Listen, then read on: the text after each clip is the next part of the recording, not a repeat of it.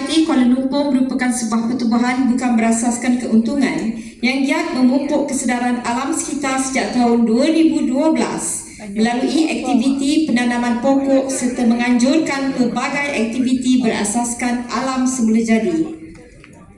Majlis merakamkan ucapan ribuan terima kasih kepada Free Tree Society atas sokongan mereka pada hari ini.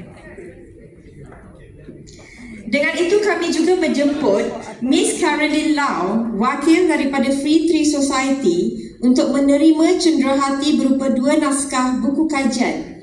Dipersilakan untuk naik ke pentas.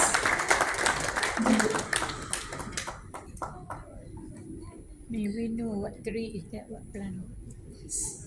Yeah.